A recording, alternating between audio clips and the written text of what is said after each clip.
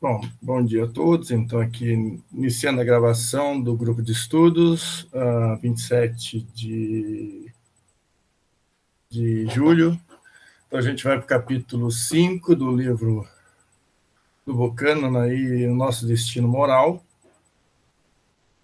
Eu acho que esse capítulo, assim, eu gostei desse capítulo, acho que ele está bem escrito, não que o livro não seja em geral, mas eu acho que esse está mais claro, algumas coisas, meio repetitivo, mas não deixa de ser interessante, como eu diria. Bom, o nome do capítulo é a primeira peça do quebra-cabeça. É claro que a tradução aqui eu sempre escolho uma que eu acho razoável, mas eu não sou especialista na área de biologia, mas um excedente de sucesso reprodutivo é o título que ele coloca, né? Então, como o título diz, o que ele começa a falar nesse primeiro parágrafo é que ele vai tentar achar uma solução, né? Principalmente nesse capítulo e no próximo, né? Ou seja, ele está ciente que ele não vai resolver tudo aqui.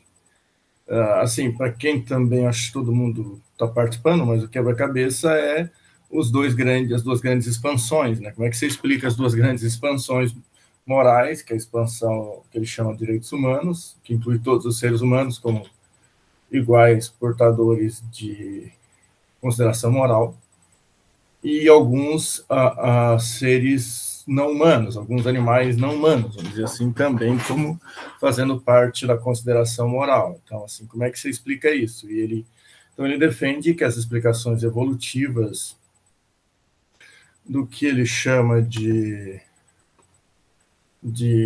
evoconservadores, né, vamos dizer assim, elas não dão conta, ou seja, ele também é ciente que os bons evolucionistas não cometem esses erros, né? Bom dia, Josinaldo. Então, bom dia, Carlos, bom dia a todos aí. Então, ele está ciente então, você que chegou agora, eu postei lá no mural, lá, então, para vocês baixarem esse material aí. Claro que pode ter alguns erros, eu terminei agora há pouco, então, assim, é sempre em cima do laço. Mas, assim, dá uma ideia do texto, né? Mas cada um também pode ler o texto e ver o que acha melhor, né? Bom, ele vai defender que ele não quer propor uma definição simplista, né? Ele usa aqui a metáfora, eu usei a palavra em português bala de prata, mas é essa a ideia, né? Porque um tiro só, né? Como se você tivesse uma única munição, que você fosse resolver o problema de uma vez só, né? Ele sabe que o problema é complexo, não dá para fazer dessa maneira. Então, mas ele diz que precisa explicar essa questão. O círculo de consideração moral ele se expandiu, então você tem que explicar que ele se expandiu, mas também você tem que explicar por que se expandiu. Ou seja, não é só dizer, se a gente olhar para a história da humanidade, a humanidade, historicamente, tem incluído cada vez mais membros dentro do círculo de igual consideração e interesse, por exemplo, faz o Peter Singer, o capítulo 1 da ética prática, por exemplo. Assim, não é só dizer que aconteceu e bancar o profeta que vai acontecer mais ainda. Pode acontecer mais ainda, mas filosoficamente também você precisa oferecer alguma explicação. E no caso aqui é uma explicação que não é estritamente, a gente vai ver nesse capítulo, não é uma explicação estritamente biológica, né, evolucionista. Ele acha que em alguns pontos a abordagem dele pode dar algum salto além disso, né? Ele inclusive diz que não sabe se é possível explicar tudo de maneira evolucionista, mas ele vai tentar o melhor que ele consegue, né? Bom, outra coisa que ele traz, a ideia de que a cooperação estável exige que as pessoas sejam tratadas igualmente, então uma outra questão que, na verdade, é que ele traz esse segundo ponto, que algumas pessoas vão dizer, na verdade, esses 3 itens é exatamente para dizer que não é uma solução pronta, não é uma solução simplista, porque, assim, algumas pessoas, o 1 é o quê? O ponto 1 é o quê? Algumas pessoas vão explicar que aconteceu, mas não explicam por que aconteceu. Ou seja, então é simplista porque é só explicar o que aconteceu, mas tem que explicar por quê. Outra coisa, algumas pessoas vão dizer que a igualdade é uma condição da estabilidade da sociedade. Ok, mas isso também não explica tudo. Então, dizer que as pessoas começaram a tratar as pessoas de maneira igual porque isso produz estabilidade, pode ser, mas isso não explica muita coisa. Bom, também não é apenas uma questão de como os seres humanos se aprenderam a se engajar na consistência do raciocínio de maneira correta. Porque, assim, essa solução também vai dizer que não funciona, vai mostrar isso no capítulo, quando mostrou no capítulo 3, aqui eu não lembro se foi eu que fiz esse capítulo 3, mas eu não tive tempo de ver o que ele disse lá, tá?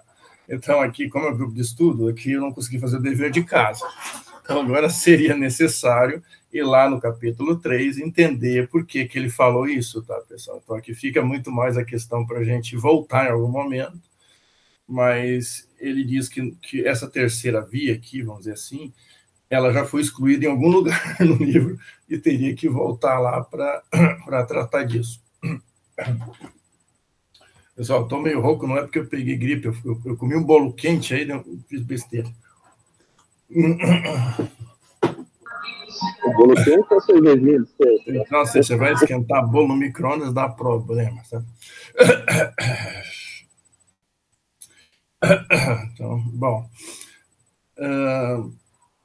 Também, assim, outra coisa é que ele não vai, vamos dizer assim, focar, ele vai tratar disso de alguma maneira, mas essa questão, tem muita gente que vai discutir que a moralidade inclusiva é importante. Eu mesmo, às vezes, falei disso, Guibert, por exemplo, fala disso.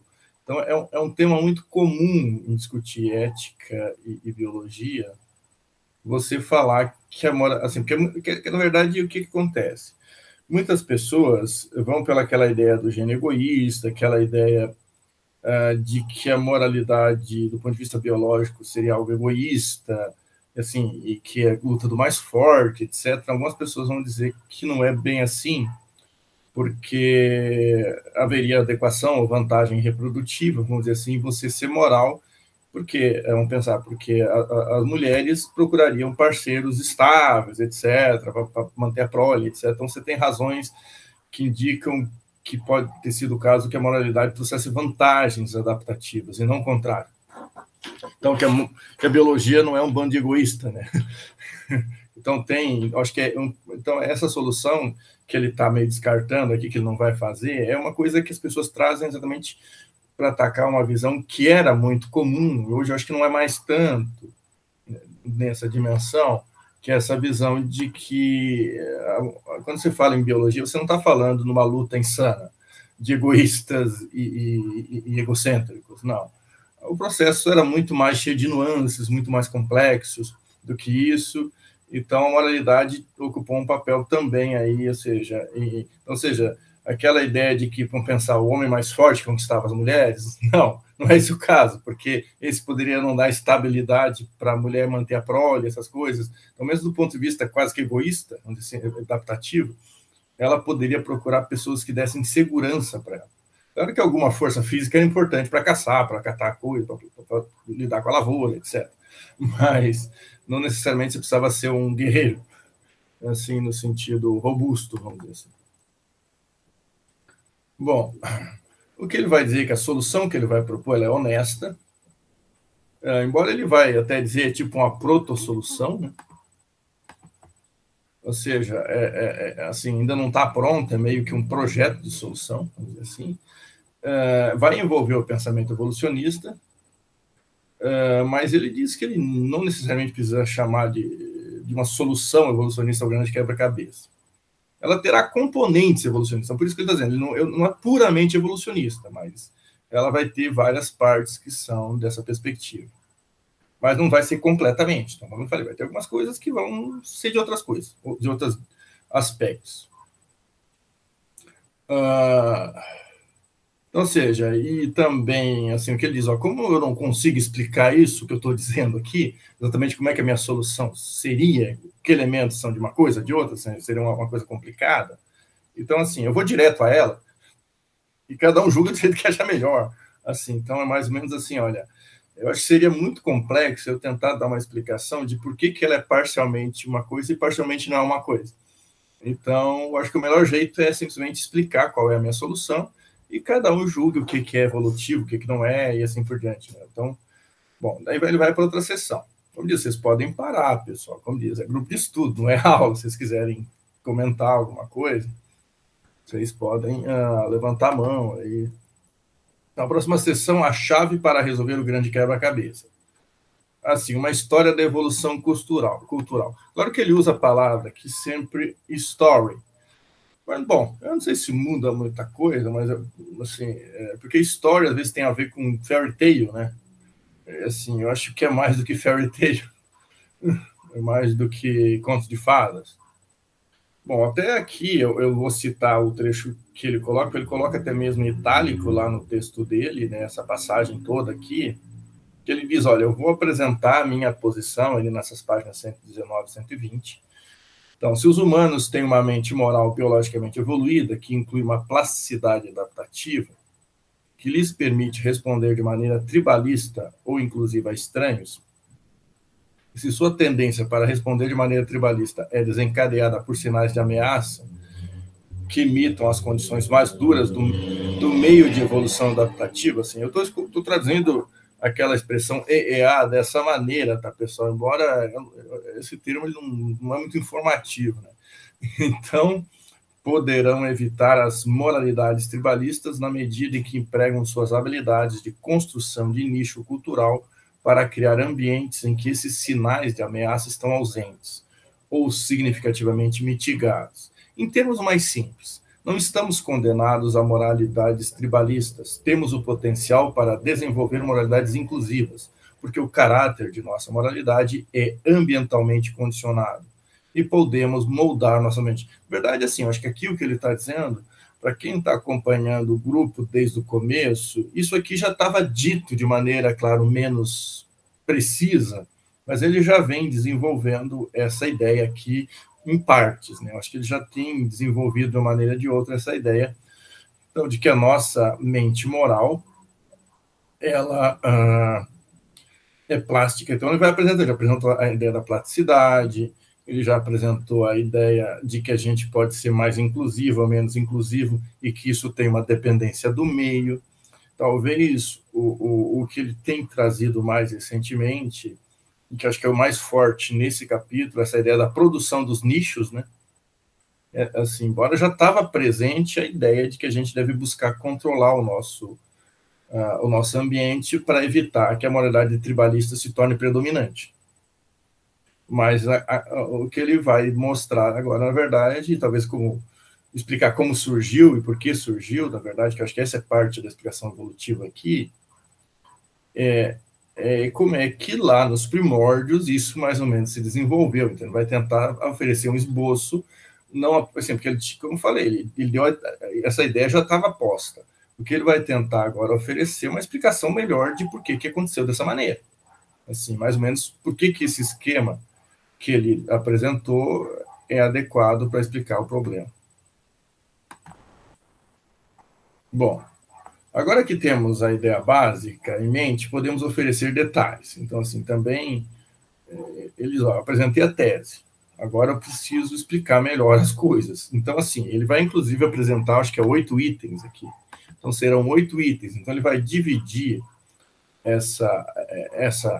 ele vai chamar de narrativa, né? Ele vai dizer que é um tipo de narrativa que vai dar conteúdo para essa tese central aqui. Os detalhes serão oferecidos na forma de uma narrativa histórica com base nos resultados da investigação realizada até agora no livro e numa leitura relativamente não controversa de fontes primárias antropológicas, arqueológicas e sociológicas. Eu acho que isso que ele está chamando de fontes primárias arqueológicas, etc., ele vai no final do texto e desse capítulo, mas em alguns momentos também, antes, ele vai recorrer a vários psicólogos, assim, antropólogos, assim, pesquisadores que vão tratar do tema aqui de alguma maneira, para tentar trazer a contribuição deles de alguma maneira. Bom, o primeiro item da narrativa mesmo que o meio de evolução adaptativa fosse frequentemente hostil à cooperação pacífica com membros de outros grupos, o que acarretava uma moralidade puramente tribalista, não se segue que os seres humanos sejam capazes apenas de moralidades aqui excludentes ou exclusivistas, né, porque a psicologia moral é flexível e não rígida. Então, isso a gente já tinha mais ou menos visto, mas assim, como ele diz, ele está retomando o que ele tinha dito antes. O segundo item é que, se a gente sabe que a mente moral é flexível na resposta a estranhos, e como é que a gente sabe isso? Porque a gente observa que a gente tem moralidades que não são tribalistas. E quais são, e que tipo de evidência a gente tem isso? Daí, novamente, é aí que ele traz o grande quebra-cabeça, as duas expansões. Então, seja, as duas expansões, segundo ele, seriam evidências empíricas de que a gente é capaz de outro tipo de moralidade, que não apenas a tribalista. Bom, daí aqui ele vai entrar... é um outro tema interessante aqui que vai aparecer nesse capítulo, que eu até acho que dá para fazer um diálogo interessante com o livro da Marta Nussbaum, porque vai ter uma parte que ele vai falar dos animais. Então, assim, na verdade, a parte que ele fala da inferência da melhor explicação, eu acho que é a melhor parte desse capítulo. Então, vai ter um momento que ele vai chegar na inferência da melhor explicação. Assim, eu quando li aquilo, eu parei um tempo assim, de caramba, assim, porque é muito interessante, ainda mais assim, porque a Mariana, né, acredito que ela vai ter bolsa, porque ela foi indicada em primeiro lugar ali na iniciação científica, mas tem um outro projeto que a gente indicou também, que é sobre a inferência da melhor explicação. É um tema que eu estava lendo, porque a Marta Nussbaum tem um capítulo do Justiça para os Animais, em que ela dedica boa parte desse capítulo exatamente à evidência, à inferência da melhor explicação, que é um tema que o Marcos Rodrigues, do departamento, trabalha, né? E, assim, que é um tema que eu não conhecia muito até recentemente. Mas é bem interessante, particularmente no caso que ela vai trazer aqui, que é o mesmo problema que a Nussbaum traz lá. Na verdade, tanto o Buchanan quanto a Marta Nussbaum vão tratar desse problema em relação ao status moral dos animais, ou status, assim, certas... Assim, particularmente sobre certas propriedades que a gente costuma atribuir aos animais, não humanos, né? E que a inferência da melhor explicação ocupa um papel importante aí, né, nessa discussão. Bom, então a melhor explicação de por que as duas grandes expansões ocorreram inclui a ideia de que a mente moral tem uma plasticidade adaptativa especial. Ela tem um potencial para moralidades inclusivistas e tribalistas. Tudo depende das pressões seletivas do meio.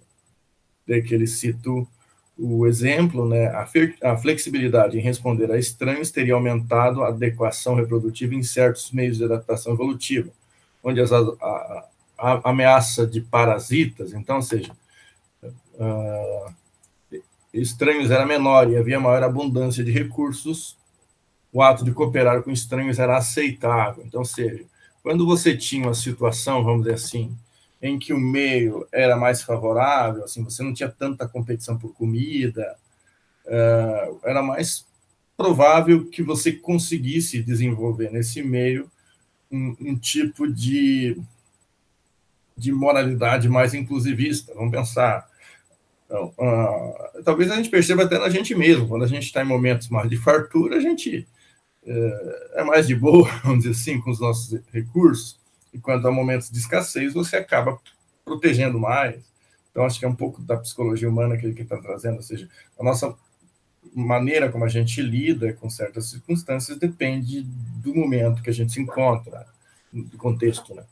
Bom, para que a plasticidade adaptativa especial pudesse alternar para a inclusiva, seria preciso ser capaz de discernir que os outros seres humanos eram um tipo de criatura com quem é seguro e benéfico cooperar, mesmo que não se assemelhe com você do mesmo modo que os membros do seu grupo. Então, assim, aquele...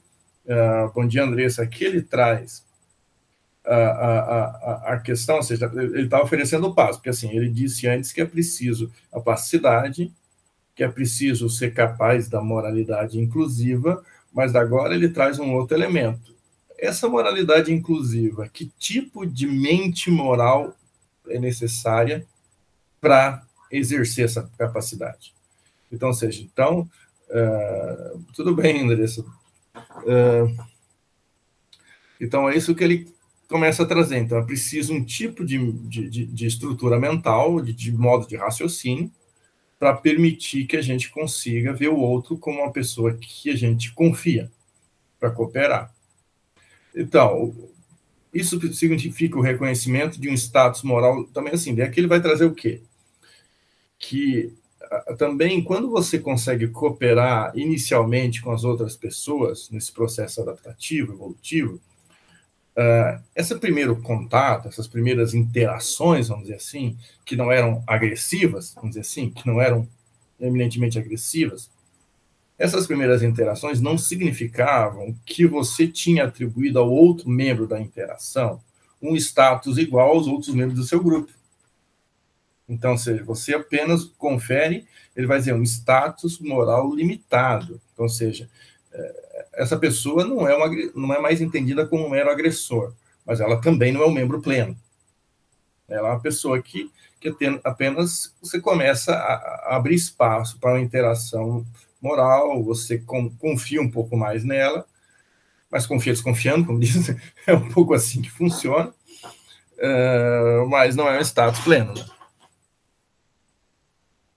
E assim, porque você precisa desse status moral limitado para você ter essas expectativas mútuas, né? Porque o que vai acontecer aqui? Vai falar do mercado. Quando vamos pensar, mesmo a gente hoje, quando a gente vai fazer uma troca comercial, eu não digo assim, claro que a gente respeita o vendedor, vamos dizer assim, nesse ponto, mas a gente não tem a mesma relação com o vendedor que a gente tem com a pessoa que a gente tem mais proximidade ou contato mais significativo. Claro que às vezes a pessoa é aquela pessoa que é amiga de todo mundo, ou pelo menos parece amiga de todo mundo, que vai conversar com o vendedor, etc. Mas às vezes a interação, ela me dá um chocolate, eu compro um produto, vou embora e não quero nem saber mais da pessoa, eu vou embora, porque o meu interesse ali é baseado na troca. Então, ou seja, também assim, poderia ser isso no caso do comércio nas primeiras sociedades, né? Ou seja, o que você precisa acreditar, e é isso que é o ponto central que o autor traz, você precisa olhar para outra pessoa nesse momento do processo evolutivo, e você precisa acreditar que ela consegue fazer promessa e que ela consiga cumprir promessa. Então, ou seja, isso é o que é importante nesse momento. Assim, e isso não implica status moral pleno, assim, implica apenas que a pessoa seja confiável. Porque se você vende e a pessoa não paga, já não dá certo. Entendeu? Claro que não sei se tinha fiado, provavelmente não tinha fiado. Não sei se tinha fiado nessa época, acho que não, né? Entendeu? Provavelmente não tinha vender a prazo, assim. Mas precisa confiar. Mas assim, o que você precisa confiar? Por exemplo, que a pessoa não vai. Vamos pensar, às vezes você vai fazer uma transação comercial. Eu acho que isso é muito evidente quando você assiste um desses filmes, por exemplo, de criminosos relacionados ao tráfico de drogas. Assim, quando está lá o traficante comprando, tem aqueles magnatas do crime lá, esses filmes, você tem a cena em que um vai comprar do outro. E mesmo ali, entre esses bandidos, vamos dizer assim, essas pessoas que cometem esses delitos, se não houver um mínimo de ética, aí, vamos dizer assim, um vai matar o outro, vai roubar o dinheiro, um vai trazer a droga, a pessoa traz a droga e rouba o dinheiro do outro e leva a droga de volta. Então, ou seja, mesmo essas interações criminosas, elas implicam uma confiança mínima, então, assim, de pessoas que não são confiáveis nesse caso, geralmente, mas o Platão falava, né, na República, eu acho que mesmo num grupo de bandidos você precisa que eles sejam justos entre si, né, para o bando de bandidos funcionar bem. Então, ou seja, eu acho que o que eu quero dizer com isso é que você não precisa um grau de moralidade muito robusta para ter essa interação primária aqui que a gente está falando. Você apenas precisa atribuir esse status limitado, né? Bom, a cooperação entre grupos que envolve comércio, assim, eu não sei, o ultimating aqui, eu acho que eu pensei em relação sexual com membros de outro grupo, porque, não sei, seria namoros entre pessoas de grupo diferente. Assim, e tem muito essa discussão, por exemplo, quando você estuda antropologia, ou história da humanidade, por exemplo, que nós, seres humanos modernos, a gente tem 2% de DNA neandertal, por exemplo. Então, ou seja, pelo menos a gente que não é asiático. Né? Ou seja, quem não é asiático parece que tem um percentual de DNA neandertal. E o neandertal era um outro grupo dos seres humanos que não pertencia ao Homo sapiens. Né? Então, assim, isso significa que havia algum tipo de interação entre... Assim, não são espécies diferentes, literalmente, mas entre diferentes tipos de humanoides. Então, havia interações entre pessoas de grupos diferentes, aí, de que maneira ela é difícil a gente saber hoje, né? Mas que houve. Bom, também você precisa esse tipo de relação para ter aliança militar. Se você não confia que o outro vai te ajudar na guerra, não vai dar certo, né? Que ele promete trazer o exército, mas não traz, e assim por diante. E assim, resumindo, todas essas práticas aí que existiram já nas sociedades primitivas, elas eram apenas, que ele vai dizer aqui, superficialmente inclusivas. Então ele vai usar o termo aqui, superficialmente inclusivas, para se referir a essas moralidades que não dão status moral pleno para o membro da espécie humana que você tem a interação. E assim, e também assim, eu acho que ele deixa bem claro, nesse momento do processo evolutivo, as duas expansões ainda não tinham acontecido e ainda está muito longe disso. Ou seja, porque as duas expansões vão implicar um status moral muito mais elevado para os seres humanos, por exemplo. Mas ele fala da revolução aqui do Neolítico, pessoal, como diz, eu não sou muito especialista nesses períodos aí, você tem que baixar uma tabela e dar uma olhada como é que funciona esses períodos da espécie humana aí. Mas aqui nesses momentos você tem pequenos grupos de caçadores em sociedades multiétnicas e então, ou seja, quer dizer que lá no Neolítico você já tem isso que ele está falando. Então começa a surgir em sociedades mais complexas com pessoas de diferentes grupos. Então, ou seja, realmente é lá no Neolítico que começou a espécie humana a ter esse tipo de capacidade de raciocinamento superficialmente inclusivo, vamos dizer assim. Você inclui apenas de maneira superficial. Então, nesse momento, as pessoas cooperam com pessoas diferentes, mas essa cooperação ainda ela acontece sob condições de extrema desigualdade. E particularmente, ele vai falar aqui, eu acho, em um momento, por exemplo, é um período que tem grande escravidão, né? Então, ou seja, você tem a escravidão presente nessas sociedades, assim. Então significa que você de fato não concede um status igual às pessoas nesse momento, né? Então você tem exploração não só de animais não humanos, até de humanos nesse momento. Então significa que não é com todo mundo que você coopera e que você dá um status moral superficial para há seres humanos que são ainda colocados em posição bem complicada. Bom, na medida em que as sociedades humanas se tornaram maiores e mais complexas, elas vão incorporando grupos heterogêneos culturalmente, etnicamente, e daí isso vai, na visão dele, causando pressão seletiva para reduzir as diferenças de relance, assim. Porque o que quer dizer diferente? Assim, porque você olha para uma comunidade humana, olha para os membros de outra comunidade humana, e assim, não são da mesma família, não são do mesmo grupo étnico. Assim, então você vê algumas diferenças. Então, assim, o que ele está dizendo é que nesse momento, a partir dessa revolução do Neolítico, as sociedades humanas começam a ficar mais complexas. E particularmente, então, algo que ele vai começar a trazer nesses itens que começam daqui do 5 ao 8, assim já em diante, essa questão da dimensão cultural. Assim, porque a gente tem a adaptação, que seria não a dimensão mais física, biológica, mas a gente tem a adaptação também que ocorre no nível cultural. E é como se a cultura fosse ganhando algum tipo quase de independência, às vezes. Então, ele vai trazendo essa ideia de que a gente começa a ter pressões culturais. Então, essas pressões para a gente reduzir algumas dimensões culturais também.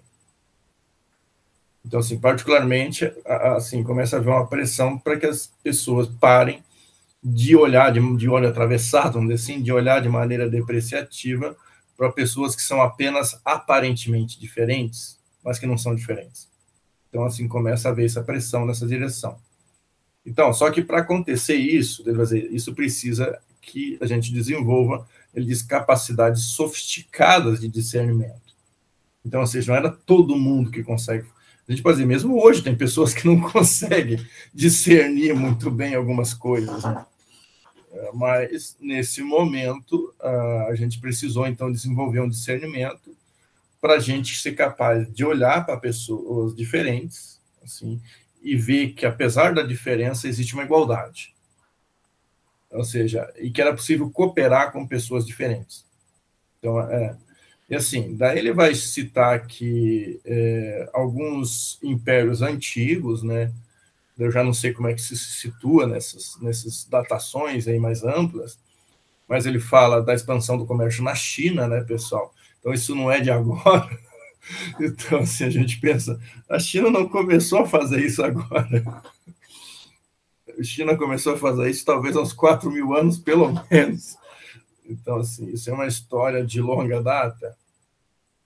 Daí tem o Egito também, uma grande civilização, a Creta, que na verdade ele usa minoico, né? O Império Minoico, mas o Império Minoico é de Creta, né? Creta da Antiguidade. Do Império Fenício também, então, seja... e assim, e o que aconteceu nesse momento desses grandes impérios? Então, na medida em que a gente teve essa abertura do discernimento, nessa capacidade de ver e perceber que era possível cooperar com o outro, a gente começou a desenvolver muito rapidamente. Então, ou seja, os grandes impérios não poderiam ter acontecido se não tivesse acontecido isso. Porque todos esses, a China, Egito, Creta, Fenícia, todos esses grandes impérios eram baseados no comércio. Então, ou seja, então as pessoas precisavam acreditar que era possível comercializar com essas pessoas, mesmo que elas tivessem roupas diferentes, cabelos diferentes, jeito de ser diferente. Mas, no entanto, eram pessoas que você poderia conferir um status moral, mesmo que superficialmente, inclusive, né? Isso também, ele diz, começou a influenciar o cabelo, o jeito de vestir. Então, assim, você ia em outro país, você via como as pessoas se vestiam. Aqui, em particular, eu não trouxe isso aqui nas anotações, mas ele falou que era muito importante aqui a pessoa que era o comerciante, né? O comerciante, ele tinha que saber lidar muito bem com isso. Provavelmente o comerciante era uma pessoa que sabia se vestir adequadamente para quando chegava num determinado local, diferente, o cabelo, assim, ele tinha que conhecer um pouco daqueles costumes lá daquelas pessoas, exatamente para poder ser bem exitoso, né, nesse processo. Alberto, pode falar. Charles, me veio uma ideia, a partir da leitura dessa parte, que tem uma argumentação semelhante ao que o Habermas utiliza em relação aos direitos humanos, né? Os críticos dos direitos humanos, principalmente aquele texto acerca da legitimação pelos direitos humanos, ele utiliza uma argumentação semelhante para dizer o seguinte: olha, a existência do comércio internacional comprova a nossa capacidade de fugir do relativismo cultural. E daí, a partir dessa exposição que você está fazendo em relação ao comércio, se o comércio, esse início, poderia ser uma forma de moralização também. Porque a gente não vê o comércio, as relações comerciais, como moralizadoras. A gente vê como interesse próprio, ou algo mais egoísta. Mas se poder ser um passo à moralidade. Não sei se você... O que ele está, assim, Alberto... Bom, assim, eu acho que o Habermas acho que o que o Habermas diz não é incompatível com o que está sendo dito aqui, necessariamente, né? Eu acho que é um viés um pouco diferente, mas que seria compatível com, assim, talvez o Habermas concorda, eu acho, com o Buchanan em alguns aspectos sobre o que a habilidade de fazer moralidade seja, vamos dizer assim. Eu acho que há um certo acordo, embora, assim, talvez o Habermas... É que, assim, tem uma parte mais ao final desse capítulo que vai ter uma discussão que ele vai fazer, talvez, com Kant, com a tradição kantiana, vamos dizer assim, da qual o Habermas, em parte... Ele lembrou o povo de demônios, né? Quando você estava falando inicialmente sobre Platão, o Kant tem a metáfora do povo de demônios que podem construir um Estado de Direito, né? Não necessariamente uma república.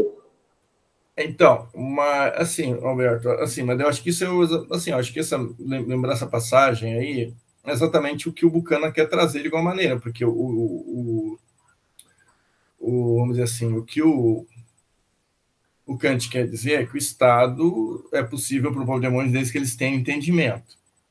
Ou seja, é possível fundar o Estado num tipo de raciocínio estratégico. Você não precisa necessariamente ser moral no sentido abrangente para fundar um Estado. Só que o Estado é legalidade, né?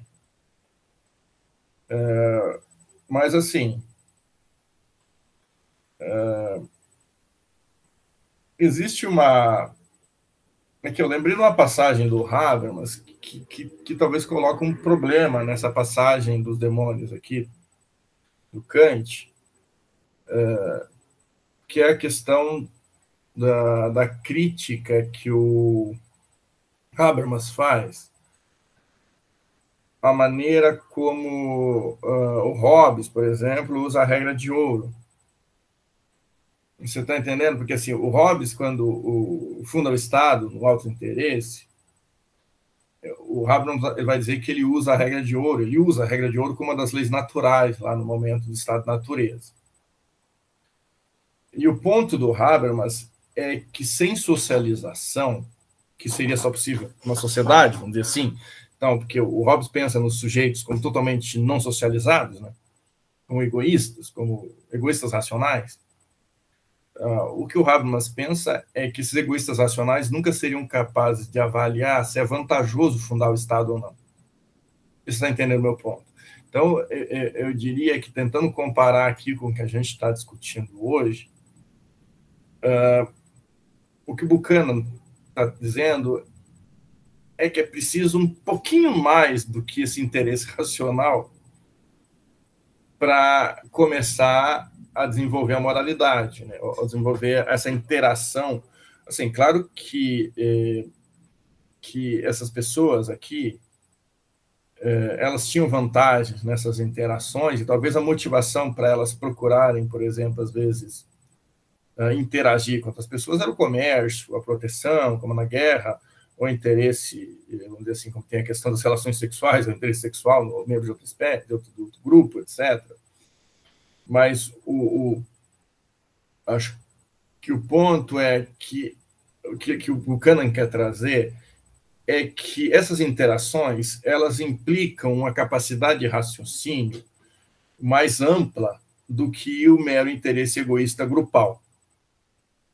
E assim, não sei, a gente está fugindo um pouco, né, Alberto, mas assim, eu acho que tem relações entre o que o Habermas fala e o que o Buchanan fala, mas daí a gente precisa sempre, sei lá, vai mais tempo aqui para discutir isso, talvez.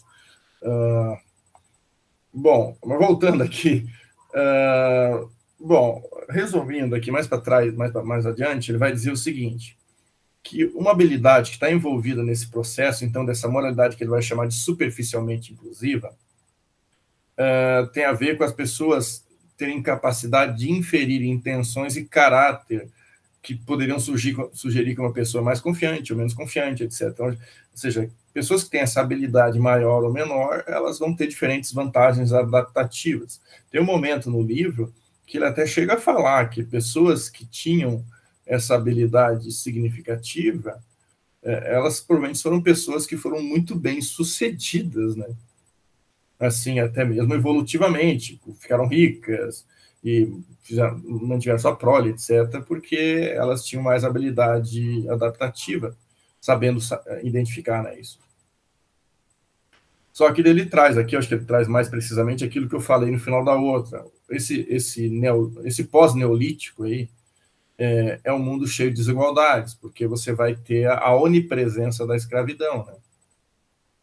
Então, ou seja, você vai ter algumas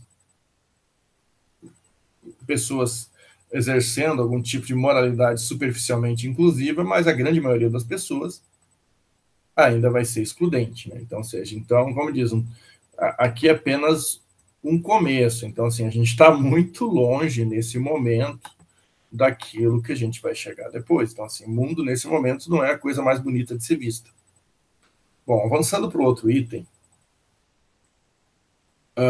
assim, daí é que ele vai trazer aquilo que eu disse, ele vai, assim, essa habilidade que estava implícito nessa sociedade que tinha uma moralidade superficialmente inclusiva, ela começa a trazer à tona a questão da cultura. Então, a cultura começa a ocupar um papel importante. E, particularmente, a maneira como as pessoas se relacionavam com a cultura. Ele vai dizer, a evolução cultural cumulativa não era apenas um modo de operar mais efetivamente em certos meios, uma vez que inclui a construção de nichos. Então, aqui ele traz esse conceito, acho que é a primeira vez.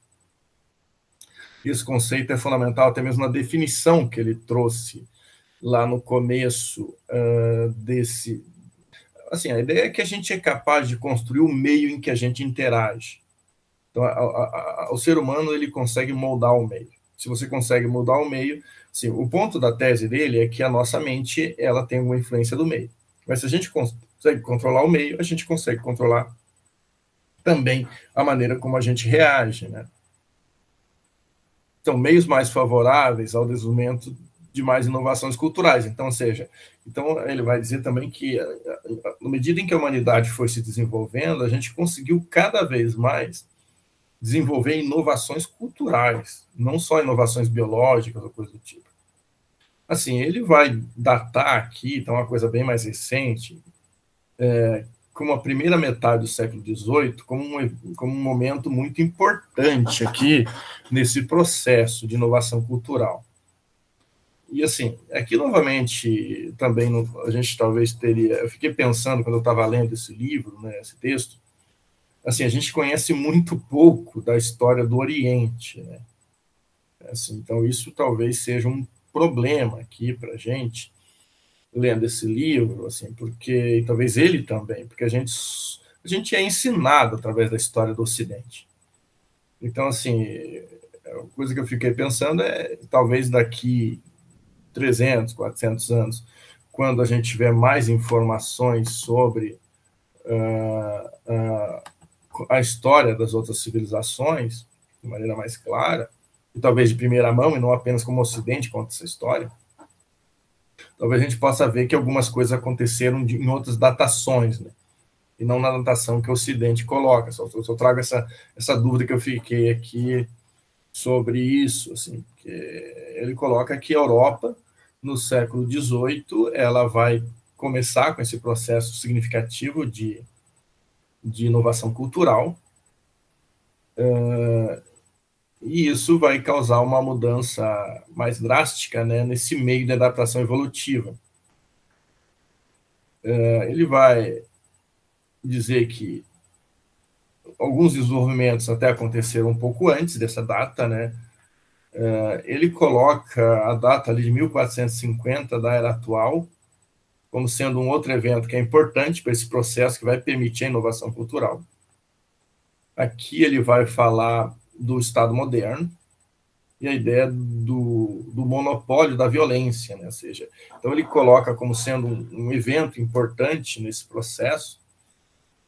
Ele vai dizer, vai usar a expressão que eu trago em outro momento, a paz do rei, né? Ele usa a expressão paz do rei. Então, em algum momento, os reis impuseram o Estado moderno pela força, e o Max Weber é alguém que faz um estudo sobre isso, então ele faz referência a Max Weber, né? E também ao Pinker aqui também, nesse momento. Só que o Pinker ele vai falar da redução da taxa de homicídios, né? Como, a partir do momento em que o Estado toma para si o monopólio da violência, as taxas de homicídio decaem bastante. Claro que a gente pode discutir em que medida também algumas taxas hoje não aumentam por causa de algumas ações também, mas tudo bem. Isso não é o ponto para hoje. E o monopólio da violência pelo Estado, ele vai ajudar ao crescimento do mercado, né? Porque as pessoas agora, elas estavam mais seguras, elas poderiam acumular recursos. E quando elas podem acumular recursos, elas podem trocar recursos com as outras pessoas. Então, isso vai produzindo um ciclo, vamos dizer assim, virtuoso, né? Então, assim, vai dizendo que, resumindo, ele quer dizer que é preciso você cumprir certas condições para que você possa desenvolver uma moralidade mais inclusiva. Ele diz o aspecto notável do comércio é que permite a troca entre pessoas que não possuem laços de parentesco, de afeição, de religião, de etnia, etc. Envolve o comércio, a atividade do comércio envolve um conjunto de habilidades psicológicas que a gente chama, às vezes, de virtudes burguesas.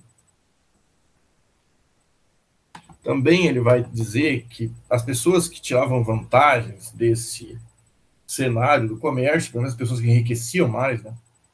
Então, elas tinham um tipo de controle, né? Elas tinham a melhor habilidade de ler as intenções dos estrangeiros, de pensar nas consequências das suas ações junto com as dos outros, de assinalar quem era um parceiro confiável, quem para trocas benéficas, quem não era. As pessoas que começaram a desenvolver essas habilidades, elas tinham vantagem adaptativa. Então, entendendo assim, isso é uma coisa que é um pouco cultural, não é só biológico. Então, ou seja, a gente começa a sofrer pressões culturais a partir desse momento para se tornar pessoas que conseguem fazer isso de maneira mais adequada. E fazendo isso de maneira mais adequada, você consegue construir riqueza, né?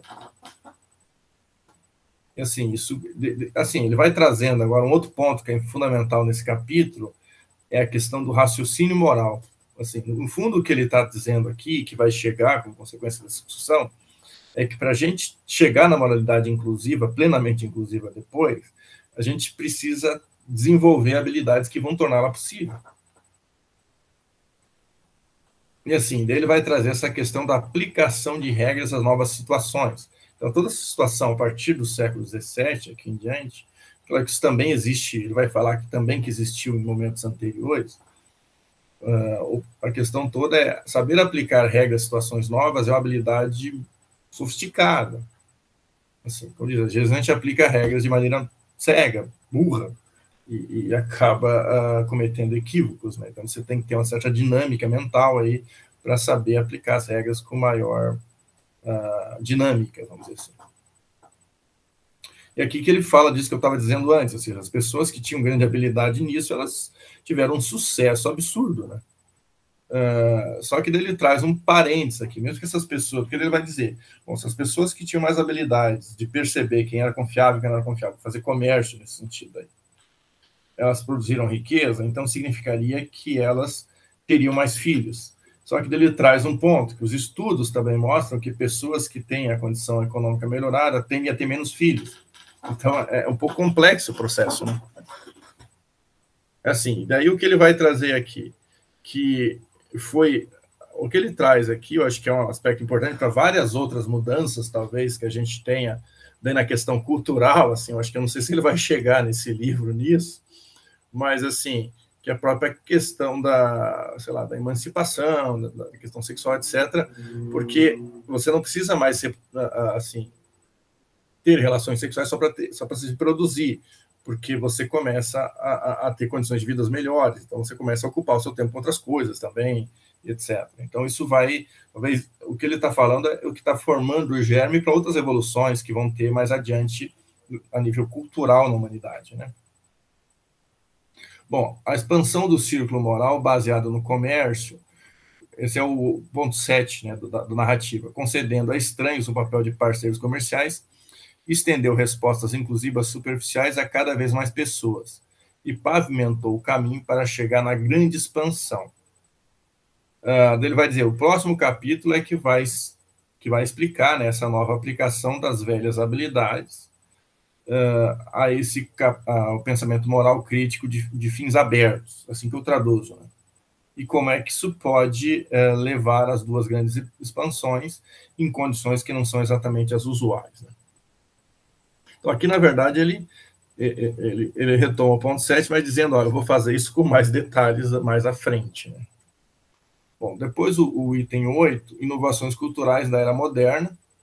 Então, aqui ele sintetiza algumas coisas que ele já tinha trazido. Então, o surgimento do Estado moderno, o crescimento do mercado, o aumento da produtividade agrícola a partir de 1770. Pessoal, também não sei por que essa data, tá? Assim, também caberia aqui a gente tentar descobrir por que essa data é tão importante. Não sei o que aconteceu nesse momento. Acho que a gente ainda não é a Revolução Industrial, certamente. É um pouquinho antes da Revolução Francesa, é um pouquinho antes da Revolução Americana, mas provavelmente alguma coisa aconteceu nesse período que aumentou muito a produtividade agrícola. Mas ele não diz o que exatamente. Também houve um aumento da segurança física, uma redução na gravidade e frequência das doenças, então, ou seja, a questão médica foi importante nesse momento. Isso implicou, entre outras coisas, um aumento da cooperação de estranhos. Isso, então, permitiu que essas populações colhessem os benefícios desses arranjos sociais, né? E permitia também um tipo de simpatia além daquelas pessoas que a gente vivia próximo. E permitia agir de maneira altruísta com estranhos. Então, ou seja, então não apenas egoísta, né? Então, isso vai... Ou seja, essas inovações culturais mudaram a maneira como a gente se comportava. Assim, mas mudaram por quê? Porque essas inovações culturais criaram nichos, criaram um meio ambiente mais favorável para a gente se tornar pessoas melhores, vamos dizer assim. Daí aqui ele vai defender, eu acho que é meio que a tese do livro inteiro: quanto mais as circunstâncias materiais são melhoradas, tanto mais ampliam nossos horizontes morais. Eu acho que é uma premissa do livro inteiro. É isso? Eu não sabia, Alberto, então deve ser isso.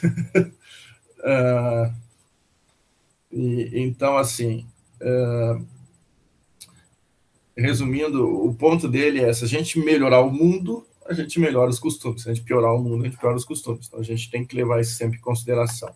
Então, às vezes, as pessoas estão ficando mais ou menos numa certa direção porque o mundo está piorando também. Então, a gente tem que saber que isso pode acontecer.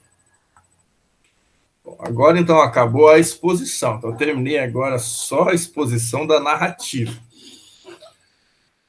Bom, agora, então, ele começa a discutir em cima disso. Ele diz assim, ele começa a datar aqui: as inovações culturais de 7 e 8, elas podem ser resumidas da seguinte maneira: cada vez mais pessoas passaram a viver em meios construídos pelos humanos, que mitigam as condições mais rudes do meio evolutivo adaptativo e menos sujeitas à alteração em direção a modalidades mais tribalistas. Então, nichos culturais cumulativos tornam menos custoso ser mais atencioso e cuidadoso com pessoas que não são cooperadores potenciais. Então, ou seja, então isso foi permitido principalmente pelos dois últimos itens da narrativa. Sintetizando, tem uma síntese aqui também, eu cito: o excedente de sucesso reprodutivo sem precedentes das sociedades modernas, pela primeira vez na história, permitiu escapar do tribalismo para um número significativo de pessoas. Produziu grande desacoplamento entre o conteúdo da moralidade, que foi liberado das demandas da adequação reprodutiva, e produziu moralidade que eram inviáveis anteriormente. Então, ou seja, então esse cenário todo meio que forneceu um caldeirão, vamos dizer assim, que permitiu que a gente, então, assim, se vocês pensarem também, foi logo após isso, pessoal, que a gente tem a ideia de direitos humanos. Se a gente pensar ali depois de 1760, a gente vai ter a Revolução Americana, a Revolução Francesa, e a Revolução Francesa é uma revolução. É ali que a gente, para muitos, a Revolução Francesa é o berço dos direitos humanos. Então, é que assim, não, Alberto, não necessariamente. Eu acho que assim, eu acho que é uma boa questão que você traz, porque assim, porque assim, o ponto não é a industrialização em si. O ponto é que tipo de nicho essa industrialização produz. Porque provavelmente a Revolução Industrial, num certo período, ela vai até produzir, assim, por exemplo, conflitos, né? E provavelmente produzir mais criminalidade, vamos dizer assim, porque as pessoas estavam perdendo seus empregos, etc. Então, houve um momento ali. Então, a questão não é, assim, só ter mais tecnologia ou menos tecnologia. É como essa tecnologia molda a sociedade que a gente vive, né? Assim, molda as pressões seletivas. Se essa tecnologia serve apenas para concentrar riqueza num grupo específico e outro grupo tem muito mais dificuldade de ganhar as condições de vida, é bem provável que as pessoas que estão sofrendo pressão seletiva para sobreviver, elas voltem a moralidades mais retrógradas. Não sei se você está entendendo. Acho que depende muito de como essa tecnologia está sendo usada para melhorar ou piorar o nicho. Ou seja, então não é questão da tecnologia, é questão de se ela está melhorando ou piorando o ambiente em que a gente está vivendo. Porque é o ambiente que molda nossa moralidade. Agora. Bom, também um outro ponto que ele traz aqui é que, assim, não é pelo fato de que a gente teve essa evolução cultural, vamos dizer assim, que todas as pessoas, de uma hora para outra, de repente, ficaram morais. Né? Também isso não é assim, morais no sentido amplo, ou concordam com as grandes expansões. Então, isso não significa que todos que vivem em tais sociedades abracem as duas grandes expansões. O que significa é que, a partir desse momento, está aberto um espaço cultural e psicológico para fazer isso sem que a gente tenha um custo econômico e um custo reprodutivo. Ou seja, meio que são criadas as condições materiais para isso. Acho que isso também responde um pouco o que você está colocando, Roberto. Porque a industrialização, ela cria condições materiais para a gente ter uma moralidade melhor, mas a gente pode não ter. Ou algumas pessoas podem não ter. Bom, daí a gente chega na outra sessão. Como a evolução cultural se afastou de meio de evolução adaptativa? Bom, antes de especular sobre as mudanças adicionais que aconteceram, assim, é preciso esclarecer algumas coisas. Por que os nichos criam abertura para as duas expansões? Então, porque elas distanciaram o número crescente dos seres humanos dos aspectos específicos que encorajavam respostas tribalistas. Então, ou seja, resumindo, por que as duas expansões são quais? Direitos humanos e, vamos dizer assim, ética animal. Ou um reconhecimento maior de uma parte significativa dos animais dentro da esfera de relevância moral. Então, ou seja, algumas medidas fizeram com que os seres humanos se afastassem dessas pressões seletivas que meio que condicionavam, influenciavam eles para ser mais protecionistas. Né? Então, medidas sanitárias e de saúde, então influenciou a imposição da paz do rei, né, que é essa ideia do Estado moderno. Depois do que o rei fez essa imposição pela força, mas você tem o desenvolvimento desse Estado através do rule of law, né, que seria o domínio da lei, pela coerção e pelo Estado moderno. Isso também colaborou com isso. Depois você tem a proliferação de novas práticas e instituições sociais que facilitam a cooperação mútua de diferentes grupos. Aqui eu não lembro, ele cita alguns exemplos, mas eu não lembro das instituições que ele fala. Também você tem novos modos de produção que aumentam o excedente social. Isso também permite as pessoas talvez se dedicar em melhorar o nicho, né? E por isso serem melhores. Resumindo a história, ele vai resumir isso no parágrafo seguinte. Se é verdade que a prevalência de certas... agora que... Achei que tinha alguma coisa errada aqui. Em muitos locais, no meio de evolução adaptativa, resultou na moralidade...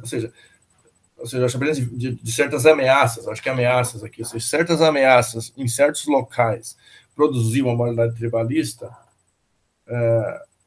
e também se os desenvolvimentos culturais modernos reduziram essas ameaças, então se esperaria que as pessoas não estivessem mais predispostas ao tribalismo. Né?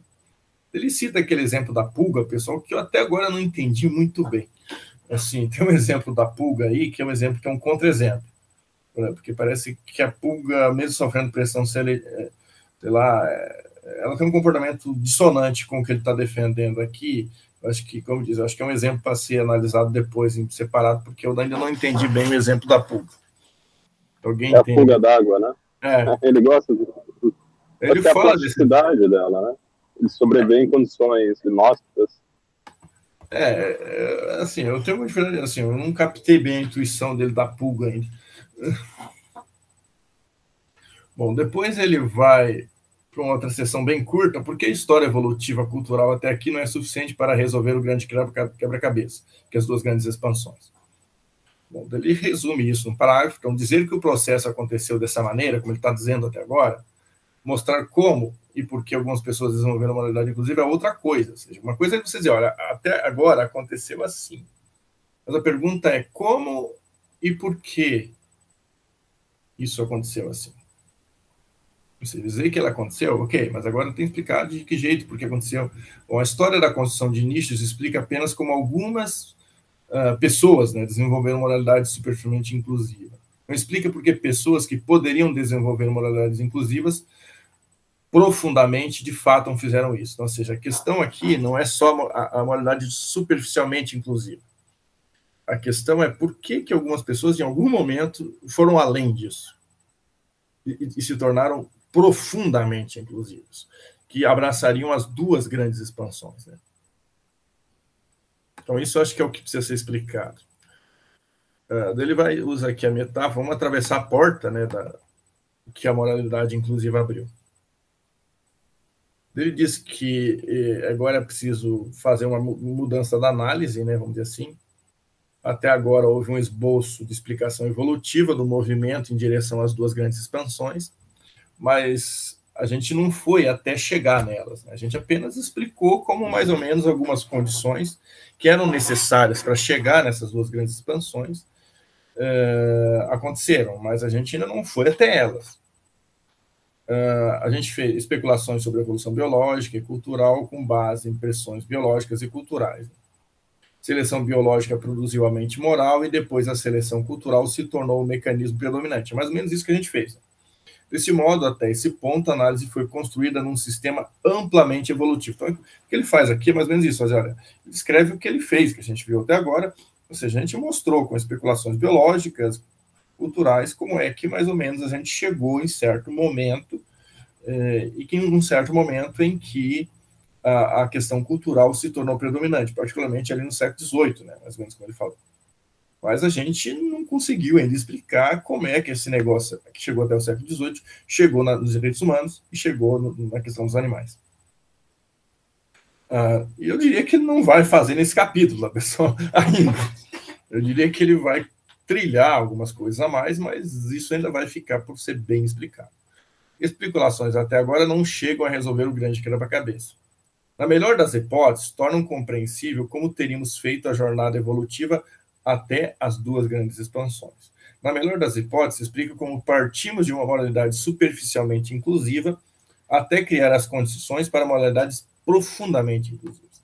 Então, assim, resumindo, sendo otimista, o que a gente fez até agora...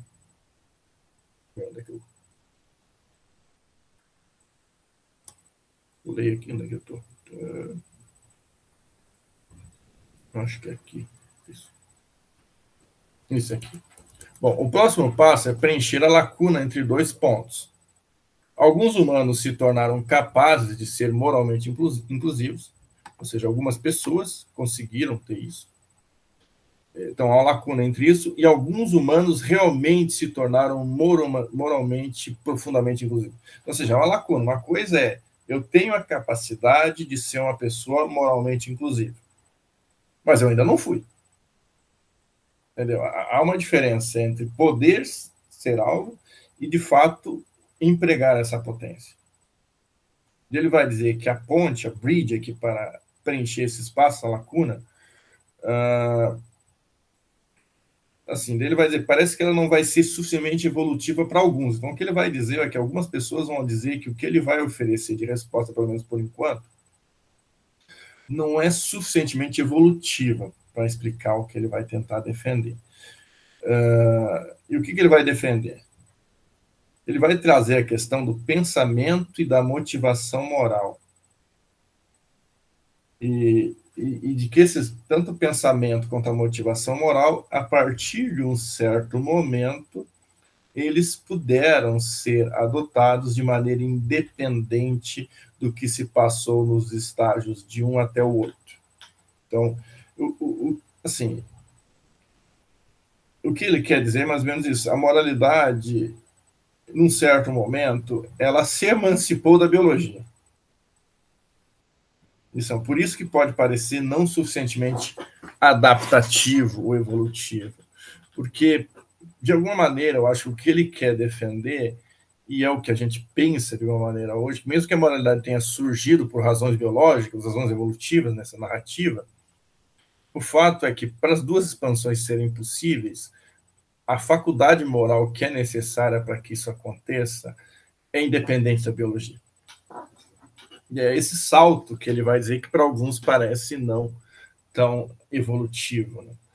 Vou tentar convencer o leitor que essa parte da história é científica, no sentido de possuir uma base empírica quando opera de maneira adequada com o meio. Com isso, ele também não quer dizer que ele vai fornecer toda a evidência empírica possível para essa ideia de motivação que ele falou ali acima, de moralidade que ele falou acima, independente. O que apresento aqui é aqui que ele vai trazer esse conceito que eu disse que me chamou muita atenção, que é o conceito da inferência da melhor explicação, e ele vai tratar desse conceito. Então, assim, o que eu percebi é que esse conceito em ética animal, ele está tendo uma relevância significativa. Porque, assim, a Nussbaum tem um capítulo todo, praticamente, para tratar desse conceito na Justiça para os Animais. Então, ela trata desse conceito assim, esse conceito é fundamental, na verdade, para a questão da propriedade de âmbito, lá, né? A discussão da propriedade de âmbito, que se inclui ou não o animal dentro da esfera de relevância moral. E, assim, o que a Nussbaum está problematizando e que ele vai trazer aqui, que é muito interessante essa parte do capítulo, é que talvez a gente tenha que começar a repensar a maneira como a gente está classificando quem está dentro e quem está fora. E, assim, que a gente tem uma certa incoerência aí nesse processo, porque, e assim, particularmente, inferência da melhor explicação, pessoal, a ideia é que você tem mais de uma explicação possível para um evento, para uma coisa, para algo, e você infere que a melhor explicação assim, é aquela que você vai aceitar. E assim, o Marcos Rodrigues, do departamento, ele trata muito esse tema. O Gabriel, por exemplo, foi colega de pós-graduação de algumas pessoas aqui, ele estudou a questão da inferência da melhor explicação, e particularmente o que é um equívoco, eu acho que tanto a Nussbaum quanto ele trazem aqui, e que o Marcos Rodrigues trabalha bem na pesquisa dele, essa questão de que inferência da melhor explicação não é inferência da única explicação. Então, eu acho que o que a Nussbaum está trazendo, o que ele está trazendo aqui, é que o fato de que um animal não se encaixa num certo padrão do que a gente entende como sendo o ser digno de proteção, vamos dizer assim, ele vai trazer alguns exemplos concretos, tá? Mas, assim, às vezes a gente vamos pensar, alguns filósofos vão dizer que a senciência é o critério pelo qual a gente atribui proteção a certos animais. A Nussbaum vai discutir não só a senciência, outras questões também, mas a questão mesmo, a própria atribuição do que é um ser senciente ou não, ela é complexa, porque a gente geralmente toma como referência a capacidade ou de falar, ou de ter um sistema nervoso central, ou coisas do tipo, para dizer que esse animal tem a capacidade de ter senciência. E a partir disso, a gente inclui ou exclui ele dentro da esfera de relevância moral. O que essa discussão sobre esse tema traz é que talvez a gente está supondo que a melhor explicação é a única explicação e está desconsiderando que existem outras explicações possíveis que poderiam sim incluir o animal dentro da esfera. Então, assim, eu acho que é uma temática bem interessante dentro de ética animal, que eu estou vendo que está presente nesse livro, que está presente em outro livro que eu já li, e que eu acho que tem um espaço aí ainda grande para discussão. Eles defenderiam que a melhor explicação das duas expansões exige que o pensamento moral e a motivação moral tenham as características que atribuo a eles, sem esquecer a advertência crucial quando se encontram no meio correto e com base no tipo de psicologia moral desenvolvida, mente moral altamente flexível. Então, assim, o que ele está... Aqui, nesse primeiro momento, ele vai usar apenas a inferência da melhor explicação para defender algo que ele está muito mais estabelecendo do que conseguiu justificar, que é essa ideia que as nossas faculdades morais de motivação moral, elas têm uma independência. O pensamento moral e a motivação moral, eles conseguem uma certa independência do processo evolutivo. E ele vai dizer que a melhor explicação para isso é qual? É que entender as faculdades morais humanas dessa maneira explica melhor as duas grandes expansões. Assim, não está muito claro ainda como é que isso funciona. Ele está meio que estabelecendo como premissa, então vamos ver, provavelmente ele vai gastar o resto do livro para explicar essa história. Mas ele está defendendo uma hipótese geral de que a melhor explicação para as duas grandes expansões é que nós tenhamos esse tipo de faculdade moral e motivação moral que ele está estabelecendo aqui, supondo aqui. A história que oferece não pretende atribuir à moralidade uma natureza sobrenatural ou de outro mundo. Então, aqui ele vai começar agora um processo de dizer o que a moralidade é para ele. Porque, assim, ele diz que ele estabeleceu uma certa ideia da moralidade, que ela é melhor para explicar as duas grandes expansões. Só que, de agora, ele vai dizer o que a moralidade para mim não é. Então, o que ela é, mas agora o que ela não é. Então, ela não é uma coisa sobrenatural, ela não é uma coisa do outro mundo, como se fosse também puramente racional. E daí também um outro tema que começa a aparecer, que é bem interessante nesse capítulo, essa relação entre racionalidade e emoções. Porque, assim, em alguns momentos ele vai entrar nessa discussão, ele também vai adotar uma posição intermediária. Aqui parece um debate Kant-Schiller, mais ou menos, sobre a ética. Mas, assim, o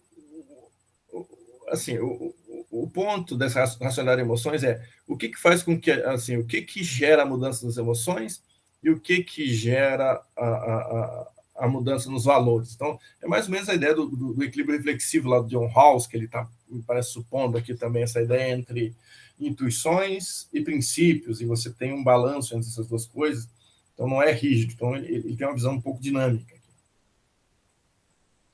Também, assim, a explicação que ele vai dar da moralidade não é algo endógeno, né? Endógeno é uma palavra que a gente usa, por exemplo, quando você publica muita coisa nos livros do departamento, sei lá, você organiza livro para publicar os seus textos apenas. Então, isso é chamado endógeno. Então, ou seja, quando você explica a moralidade, é a partir da moralidade. Por quê? Porque ele entende que, às vezes, você tem fatores externos que influenciam a moralidade. Então, não dá para entender também que a moralidade, inclusive, é uma coisa que veio espontânea também.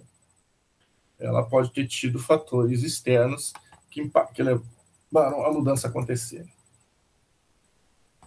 Outra condição necessária das duas grandes expansões é a capacidade de raciocínio moral crítico de fins abertos. É assim, pelo menos, como eu traduzi. Não sei se... Bom, as expansões não teriam acontecido sem que esses seres humanos desenvolvessem uma certa habilidade notável, que ele chama de capacidade de raciocínio moral crítico de fins abertos. De forma mais simples, essa capacidade é mais ou menos o seguinte: você torna explícitas as regras morais que você está seguindo, você examina essas regras, você modifica essas regras, você abandona tais regras com base em tal raciocínio. Então, essa ideia de uma independência. Você tem regras morais, mas elas não são rígidas. Você pode ver quais são elas, e se tiver razões para tal, você pode abandoná-las, você pode mudá-las, alterá-las, etc. Pode até resultar numa nova compreensão do que é a moralidade, quando algumas pessoas chegam à conclusão de que a moralidade não se restringirá a obedecer os mandamentos de alguma autoridade. Então, ou seja, também essa própria visão crítica da moralidade implica esse raciocínio moral crítico de que até a visão da moralidade que a gente tem pode ser diferente num certo momento, se assim a gente entender que seja.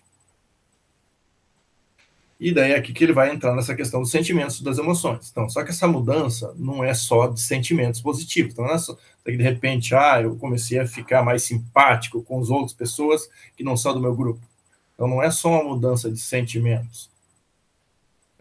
E por quê? Ele vai dizer, porque a análise dele, mesmo que tenha a dimensão emocional em jogo, essa dimensão emocional não exclui a dimensão racionalista. Então, ou seja, é racionalista também. Mas sendo racionalista não significa que é um racionalismo talvez a la Kant, vamos dizer assim. É um outro tipo de racionalismo. Não é um racionalismo de uma razão meio desincorporada, vamos dizer assim. É um racionalismo que é naturalista, de uma maneira. Ou seja, a teoria é racionalista, mas é científica e é naturalista. Então, é uma razão naturalizada.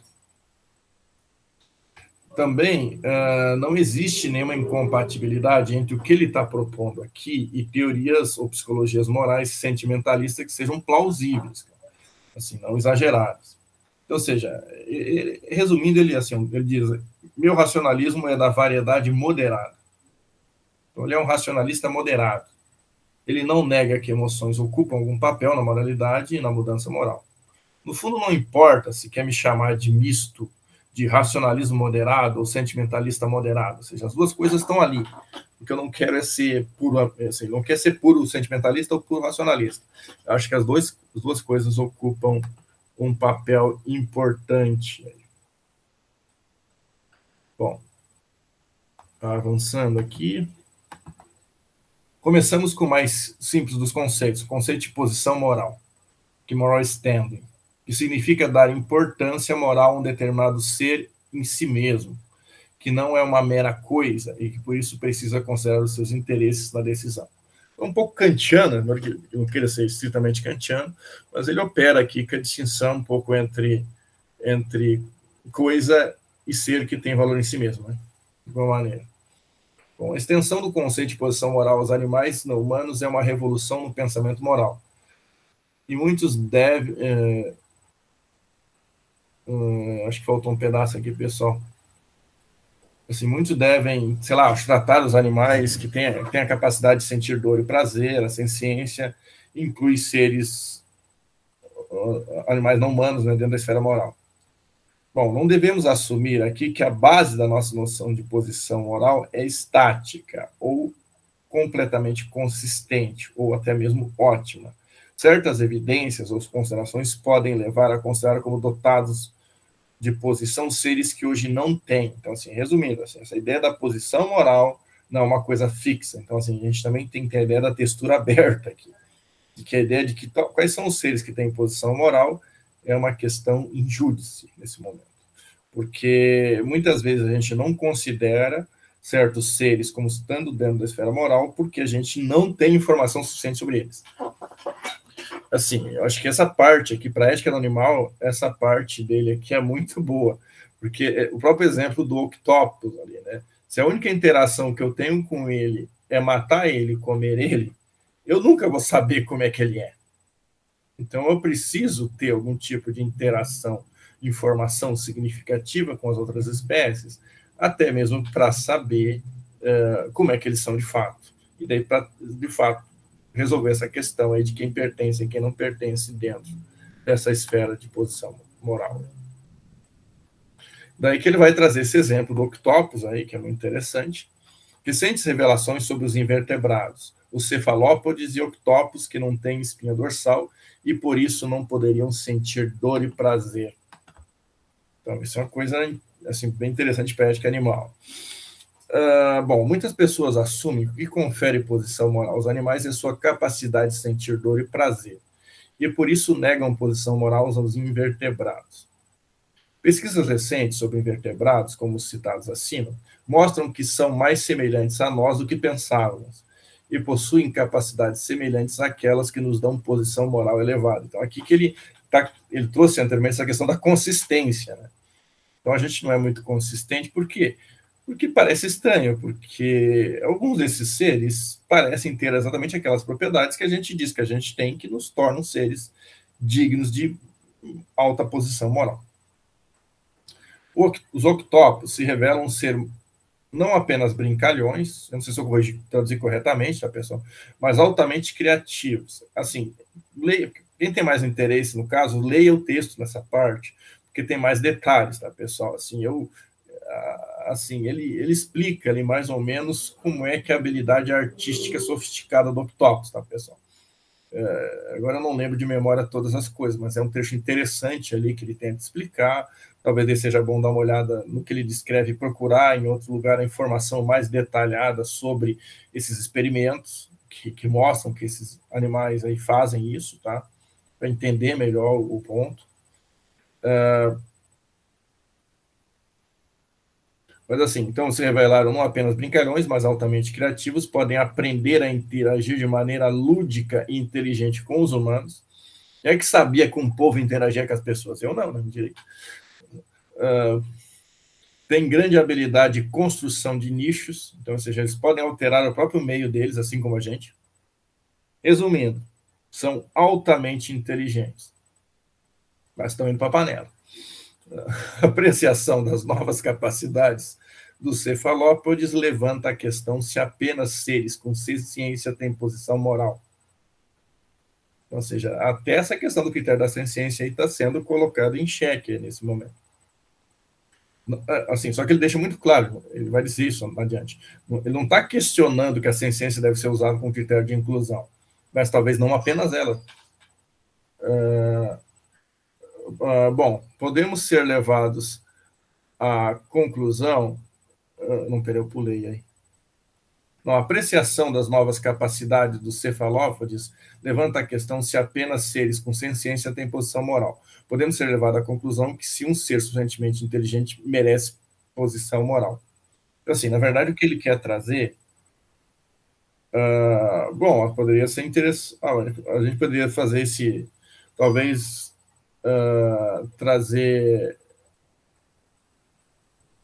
trazer essa questão para o cinema e filosofia, né?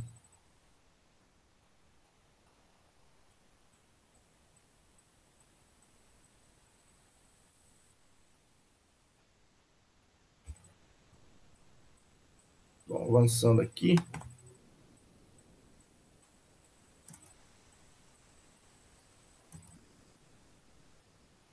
Que eu parei aqui. Assim, a questão assim, o que ele usa aqui é o critério da inteligência. O ponto é que o valor superior que atribuímos aos humanos é devido em parte à posse da inteligência, consciência e autoconsciência. Se encontramos um extraterrestre, daí que ele inventa um experimento mental, pessoal, imagine que a gente encontrasse um extraterrestre que fosse inteligente, consciente ou consciente, mas não senciente. O que a gente faria? Acho que a gente trataria ele de maneira adequada, né? Assim, de maneira com posição moral. Então, isso significaria o quê? Que a senciência não é necessária para a posição moral. Novamente, ele vai fazer uma distinção aqui, que já vou trazer, pessoal, entre ser suficiente e ser necessário. Então, condição suficiente e condição necessária. Então, ele vai defender, isso eu vou repetir daqui a pouco no momento que eu escrevi, a senciência pode ser entendida como uma condição suficiente para você incluir um animal dentro da esfera de relevância moral. Mas a senciência pode não ser necessária, ou seja, você pode ter seres que não têm senciência, mas mesmo assim fazem parte da esfera de relevância moral. Pronto. Refletir sobre o conceito de posição moral emprega nosso pensamento moral crítico de fins abertos. O raciocínio sobre consistência moral. Então, assim, agora ele vai gastar uma parte do texto falando sobre consistência moral e o raciocínio moral consistente. Se certos traços nos dão posição moral, os mesmos devem dar a outras criaturas essa posição. Ou seja, eu tenho que raciocinar pelo menos de maneira consistente. Né? Então, devemos tratar os iguais de maneira semelhante, aplicar os princípios morais de maneira consistente e reconciliar nossas respostas morais com os valores que sustentamos. O aspecto notório da consistência no raciocínio moral é que ela produz resultados radicais agindo de uma maneira conservadora.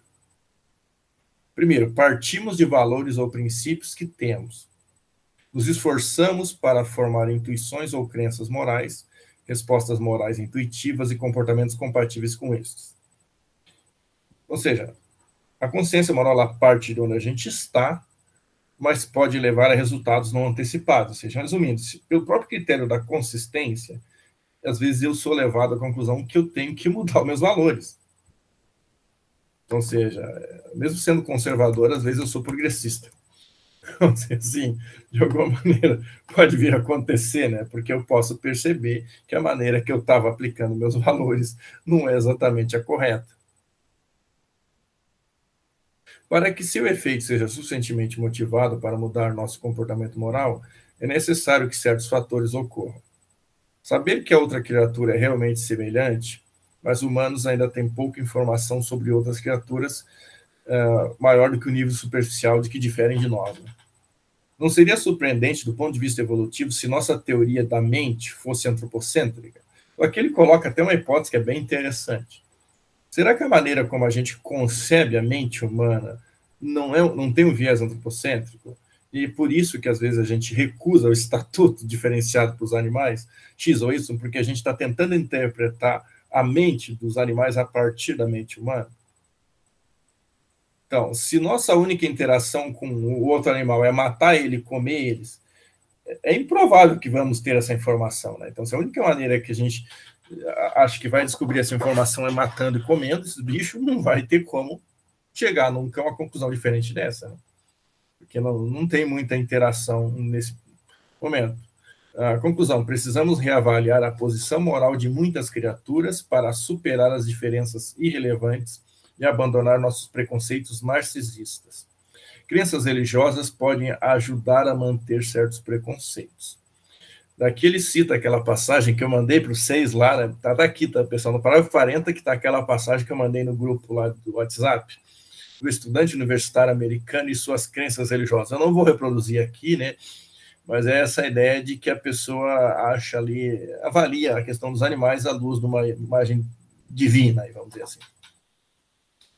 Bom, ele vai voltar ao tema do tribalismo intrasocietal, então ele acha que essa passagem ali do estudante universitário tem a ver com um tipo de tribalismo dentro da sociedade, e ele vai voltar a isso mais adiante, então não vai tratar disso agora, então ele só cita, mas não desenvolve, e apenas diz que os seres humanos são propensos aos preconceitos especistas e antropocêntricos. Continuando, a evolução contínua do entendimento da base da consideração moral.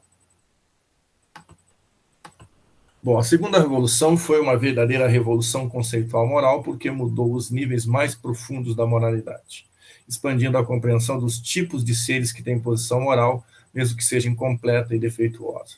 Então, ciência pode ser uma condição suficiente para a posição moral, mas pode não ser uma condição necessária. Então, é isso que eu disse. Olha, esse texto aqui, essa parte aqui é muito interessante, né? Atualmente, o sistema conceitual moral não inclui apenas os seres que têm posição moral e os que não têm, mas também, para certas pessoas, inclui seres que têm posição moral e seres que têm posição moral mais elevada. Então, aqui ele traz uma outra distinção, que mesmo dentro da espécie humana, existem pessoas que colocam seres humanos, assim, vamos pensar, pessoas que pensam em castas. Você pode pensar que dentro da posição moral humana você tem divergências também dentro dela. Certas pessoas que abraçam a primeira grande expansão acreditam não apenas que seres humanos têm posição moral, mas têm posição moral mais elevada. Então, assim, existe divergência aí dentro dessa visão. Ou seja, mesmo que outros seres humanos, mesmo que outros seres, né, não só humanos, contassem moralmente, seres humanos ainda contariam mais. Então, é uma outra posição também que tem no espectro. A ideia do status moral igual de todos os seres humanos implica que os outros seres são menores. A ideia de igualdade humana básica, a primeira grande expansão.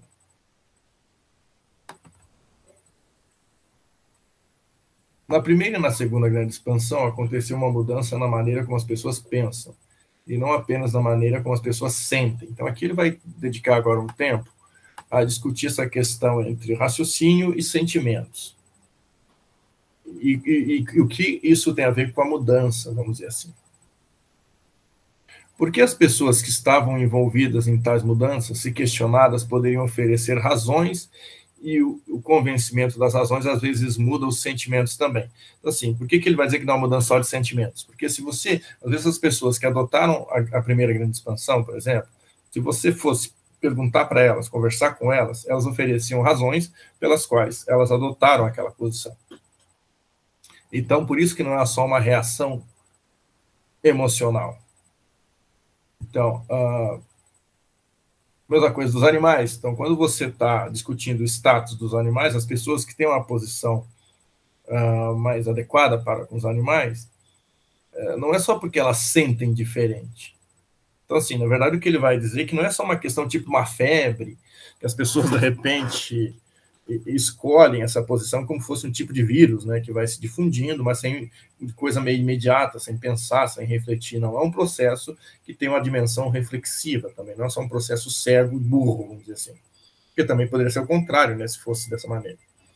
Até recentemente, todos acreditávamos que o que dava a posição moral aos animais não humanos era a ciência. Exemplo, pessoas antes, ele vai citar o exemplo dele, né? Pessoa antes de conhecer a pesquisa sobre octopus, dele vai falar, né, assim, pessoal, exemplo pessoal, na verdade. Então, antes de conhecer a pesquisa sobre octopus ali, ele costumava comer, saborear, comer um octopus. Mas depois que ele conheceu a pesquisa, ficou nojento o negócio. A emoção de nojo foi dirigida a um novo alvo agora. E causa o mesmo tipo de desgosto e nojo que causa a ele as fazendas industriais. Então, assim, daí a inferência que estaria fazendo aí, então, da proposição que a inteligência confere posição moral, como os octópus são muito inteligentes, devo tratá-los como seres dotados de posição moral, o que é exigido da integridade moral. Assim, resumindo, que a informação sobre como certos animais são, pode levar a mudar a minha conduta, a mudar o meu jeito de pensar, a minha reação emocional. Mas é uma informação, ou seja, é o raciocínio que muda as emoções. E não necessariamente a emoção que muda o raciocínio, mas pode acontecer também o inverso, ele reconhece. A atitude não foi mudada de maneira irracional e automaticamente, como um tipo de contágio emocional dos outros que não gostavam de comer octopus. Então, não foi isso que aconteceu com ele. A conversão não é uma reação emocional cognitivamente vazia. O raciocínio ocupou um papel central aqui. Assim, o crescente reconhecimento que alguns animais não humanos têm posição moral é um tipo de progresso moral, mas a segunda expansão ainda é incompleta e levará à rejeição não da ideia que todos os seres humanos têm status moral igual, mas da ideia de que alguns seres humanos têm status moral superior. Então, assim, também aí está dizendo, o que vai ser recusado, vai ser uma certa tese sobre os seres humanos, não uma tese que todos são iguais. Suposição, alguns pensadores evolutivos pensam que o que dá valor aos seres humanos é o fato que eles distinguem entre o que desejam e o que devem fazer, e que seres humanos, diferentemente de chimpanzés, que agem apenas pela simpatia, agem pelo senso de dever. E é isso que dá valor superior. Assim, claramente existem pessoas que pensam dessa maneira, existem, inclusive, leituras do conceito de dignidade em Kant, que eu acho que caminham nessa direção.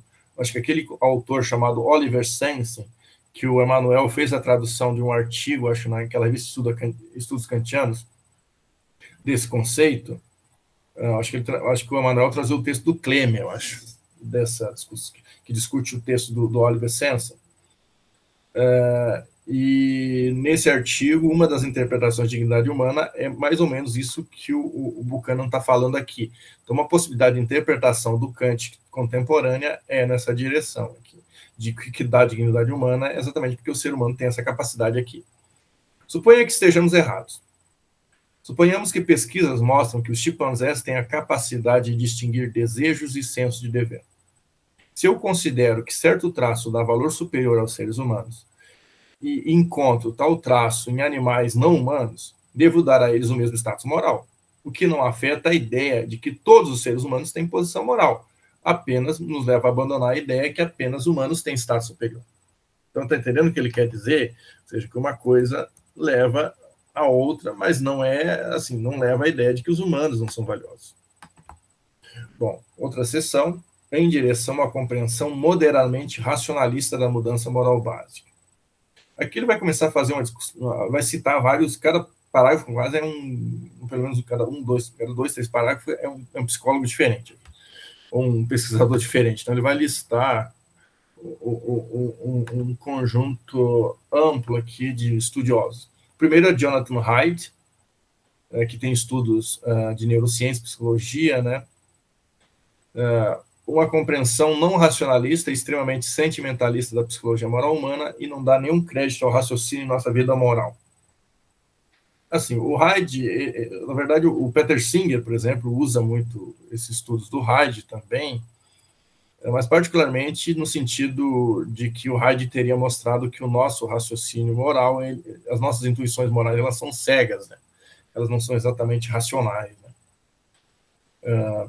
Bom, a crítica do Buchanan ao Haidt é que ele subestima o papel do raciocínio na vida moral, especialmente na mudança moral. Razões são mais do que racionalizações depois da mudança emocional. Às vezes, o raciocínio estimula mudanças emocionais, morais, e isso é uma boa descrição das duas grandes expansões. Assim, eu acho que, novamente, eu acho que o argumento da melhor explicação. Ele acha que o que ele está dizendo é a melhor explicação do que o Haidt está dizendo. Também quer evitar o erro oposto de supor que o fluxo sempre, ou a maior parte do tempo, vem do raciocínio para as emoções. A história é mais complicada, como diz ele. Também não quer cair no simplismo de dizer que é sempre uma seta de um caminho só. Às vezes é o contrário. Às vezes emoções são estimuladas sem inferência, isso leva à mudança em nossos juízos e valores. Ele cita um exemplo disso. Por exemplo, se você assiste um filme de crianças passando fome, isso, por exemplo, pode fazer com que você queira ajudar essas crianças, pode fazer com que você molde o teu juízo sobre a pobreza do mundo, etc. Entendeu? Às vezes, as emoções mudam o nosso pensamento. Pode acontecer isso também. Às vezes, são informações que levam a mudar as emoções. Então, ou seja, depende. Não é 880, é dinâmico o processo. Ele vai dizer que tem menos consenso sobre o que dá posição moral superior aos seres humanos. Aqui ele vai citar alguns exemplos. Alguns vão falar que é ciência, alguns vão falar que é imagem de Deus, alguns vão falar que é racionalidade prática, outros vão falar que essa capacidade de julgar e, assim, de distinguir entre o que desejamos fazer e o que devemos fazer. Bom, ele vai trazer uma variante da ideia de racionalidade prática de filósofos contemporâneos que são da tradição kantiana, o Rainer Furst e o Stephen Dorrell, como responsividade a razões, a capacidade de justificar nossas ações aos outros e estar aberto à consideração séria das justificativas que os outros também oferecem. Mas, resumindo, a ausência de consenso sobre o que funda a posição moral persiste na filosofia contemporânea. Ele só cita esse exemplo, mas ele não é muito conclusivo. O que status moral significa superior e o que exatamente significa reconhecer esse status também é um foco de disputa e é um conceito que se desenvolve, né? Não é uma coisa fixa. Então, o que é conceder status superior ao animal? Ou assim, o que significa tratar um ser humano como tendo posição moral? Isso não é tão simples. Bom, a concepção de direitos humanos é provavelmente a mais desenvolvida interpretação do que significa dizer que seres humanos têm status moral igual.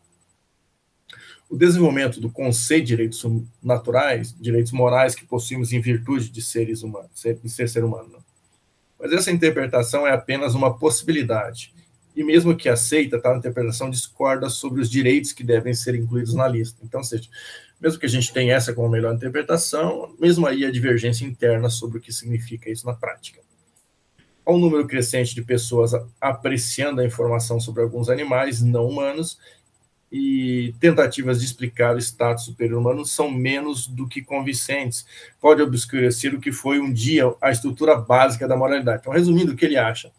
Que essas coisas que ele vem discutindo sobre status dos seres humanos e como é problemático dizer o que significa isso, e como algumas pessoas estão investigando os animais e mostrando que eles são semelhantes aos seres humanos, isso mostra que a estrutura da moralidade, tal como a gente entende hoje, ela está em dificuldades.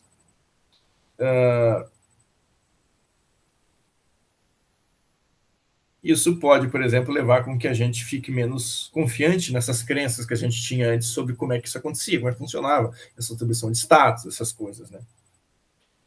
E isso é mais ou menos o que é o nosso dilema atual, né? A gente está aí num cenário em que o antigo não funciona bem, a gente não tem um modelo novo para dar conta, e é mais ou menos isso. Parece até aquela questão do Thomas Kuhn, né? A gente tem um modelo que não está dando conta dos problemas, mas a gente ainda não tem um outro que explique melhor a situação. Expliquei as duas grandes expansões, não são fatos consumados. Então, quando ele está falando disso, não estou falando que já aconteceu, que é tudo pontinho. Não, elas estão em progresso. E por isso se pode explicar como começaram a acontecer.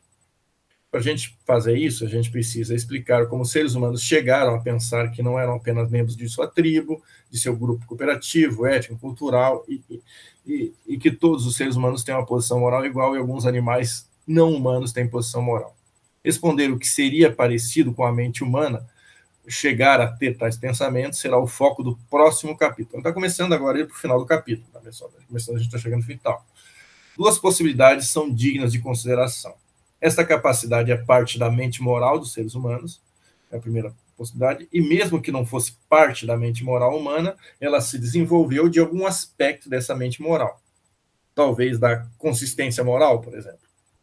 Então, são duas hipóteses que ele vai, assim, vai terminar o capítulo praticamente fazendo algumas breves considerações sobre essas duas opções aqui. Bom, por que a capacidade da consistência moral é necessária para atividades rudimentares, como aplicar regras morais a novas situações? Se pode dizer que era desde sempre um elemento da mente moral humana. Ou seja, resumindo, mesmo que foi um desenvolvimento, mas é um desenvolvimento que tinha base desde o início. Bom, ele diz, eu não sei dizer qual é a melhor hipótese. Responder isso não é tão importante também para aquilo que eu quero fazer nesse livro. Ou seja, ele vai dizer, olha, eu não tenho como bater o martelo entre 1 e 2, mas também eu não acho que isso é tão relevante para aquilo que eu estou discutindo. Importante, claro, é que humanos têm pensamento moral crítico e pensamento com fins abertos, e por isso podem desafiar certos aspectos de sua própria visão moral, como concepções de status e posição moral. É mais importante entender o papel desses elementos na mudança moral do que saber como é que eles surgiram. É possível que exista uma explicação plenamente evolutiva de por que seres humanos têm tal capacidade como parte da mente moral. Por isso se vai explorar brevemente a ideia de que o raciocínio consistente tem uma explicação evolutiva. Então ele vai dar uma breve incursão numa explicação evolutiva a partir da ideia do raciocínio consistente. Duas maneiras em que se engajar em raciocínio moral consistente pode acarretar em vantagem na adequação nos primeiros meios ancestrais, tornando quem exerce esse tipo de pensamento atraente na escolha de parceiros da cooperação, ou ajudando a formação de coalizões. Então, ele vai colocar essas duas possibilidades. Vamos supor que no cenário das primeiros humanos, lá, quando surgiu a moralidade, era importante usar esse tipo de habilidade, porque isso trazia atraência, era atraente na escolha de parceiros de cooperação, ou porque ajudava a informar coalizões. Daqui ele vai citar alguns pensadores. Primeiro ele cita o filósofo da biologia Caleb Stanford, que sugere um modo de entender a vantagem de escolher um parceiro que emprega raciocínio consistente e que seria uma vantagem reprodutiva. Ou seja, mostrar que se poderia ter consistência moral ocupava um papel estratégico que fornecia defesa contra o julgamento dos outros. Ou seja, a pessoa que tinha um raciocínio consistente, ela tinha vantagem e, ao mesmo tempo, conseguia se proteger, porque assim, se você estava raciocinando consistente, as outras pessoas não desconfiavam de você. Então você estava meio protegido. Depois, outros estudiosos sobre a mesma temática, o Richard Campbell, Jennifer Waldron, o Victor Kuhlman, segunda explicação de por que raciocinar de modo consistente era atraente na cooperação e aprimorava a adequação. Exibiam um comportamento mais previsível, isso tornava eles mais atraentes para parceiros de cooperação. Também uma outra razão evolutiva de por que o raciocínio consistente era importante na origem. Depois ele cita o trabalho inovador de Christopher Buen, como primeiro exemplo do segundo tipo de explicação adaptativa da capacidade da consistência moral, análise da construção de coalizão. Tal capacidade era necessária para a formação de coalizões de punição para suprimir agressores. Então, assim, a ideia é quando, assim, aqui vai ter muito essa ideia, se você tem pessoas no grupo que você mostra como agressão, e você tem que ser consistente na aplicação da pena, né, para essa pessoa, para evitar novos agressores. Né? Dos grupos de caçadores e coletores atuais, estudados e provavelmente nossos ancestrais, o controle contra prováveis dominadores ou agressores aqui, né, é alcançado por coalizões. Então, assim, são pessoas que estudam tribos ou grupos atuais que são mais isolados e tentam, a partir disso, inferir sobre o nosso passado.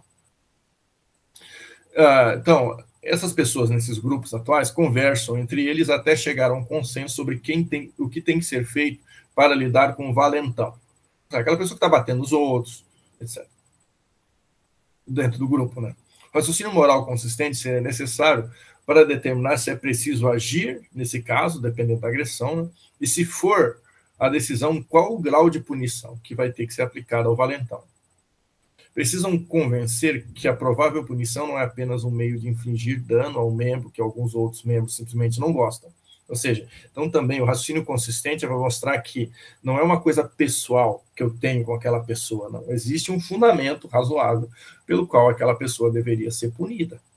Então, ou seja, uma capacidade útil para persuadir os outros e se seria preciso refrear os valentões. Bom, psicólogos evolutivos, excepcionalmente originais e sistemáticos, que foram o John Tobin e a Leda Cosmides, acho que é isso, que acrescentam outra peça ao quebra-cabeças. Raciocínio moral se desenvolveu como algo que permitiu se engajar em um comportamento estratégico com outros indivíduos, de modo que aprimoram a adaptação reprodutiva e reconhecem que o raciocínio moral poderia ser crítico e de fins abertos e não estático. Enfatizam também a importância das coalizões, mas focaram nas estabelecidas para fazer a guerra com grupos de pessoas de fora do grupo. Para atrair mais membros à coalizão, líderes precisam empregar o raciocínio moral consistente, e quanto melhor forem nisso, mais membros costumavam atrair. Então, permitiam identificar interesses comuns e eram a referência a esses que atraíam novos membros. Então, a efetividade da coalizão dependia do desenvolvimento da ideia de imparcialidade. Precisava levar em consideração o interesse de todas as partes envolvidas, sem favoritismos. Então, todo esse processo aí exigia o desenvolvimento de ideias de imparcialidade e não arbitrariedade. Então, ou seja, dois conceitos também que são centrais na moralidade contemporânea já começaram, pelo menos de maneira mais germinal, né, a ter um papel importante lá nas primeiras comunidades humanas, né, de alguma maneira. Bom, tais análises podem ser elaboradas para além da análise do raciocínio consistente, incluir outras formas de raciocínio moral, como ser crítico do status quo moral, por exemplo, mesmo que o raciocínio consistente tivesse uma função, assim, resumindo assim, essa parte que eles dizem assim, eu não vou fazer agora aqui, mas com certeza seria possível pegar outros elementos da nossa moralidade e tentar ver como é que eles funcionavam nesse processo evolutivo, por exemplo. Assim, só que ele traz um outro ponto nesse parágrafo ainda. Mesmo que se explique a função do raciocínio consistente, quando você diz que ele tinha uma função num certo momento evolutivo da espécie humana, não quer dizer que a única função que esse raciocínio tinha era essa. Então, pode ter outras funções. Então, não está excluindo aqui a possibilidade de o mesmo raciocínio ser usado para mais de uma função. Então, mesmo juntando todas as explicações, ainda não temos uma explicação de por que, exercendo o raciocínio consistente, algumas pessoas começaram a raciocinar moralmente de maneira menos tribalista. Então, ainda falta uma explicação para isso. Se a capacidade para pensamento moral crítico de fins abertos é uma adaptação ou um efeito colateral de uma adaptação, o que é importante é que pode expandir o espaço de moralidades humanas possíveis exercidos sob condições adequadas. Então, isso que é importante. E acabou, pessoal. Finalmente acabou. Bom, não sei se alguém tem alguma questão. Eu acho que é um capítulo bem interessante. Assim, eu acho que é um dos melhores capítulos do livro até agora. Bom, seria isso, né? A gente até hoje o grupo já durou 2h30 quase. Então, acho que o capítulo que demorou mais tempo. Bom, vamos parar a gravação. Ele trouxe mais novidades, né, Charles? E a argumentação dele é um pouco diferente do outro livro que a gente havia estudado.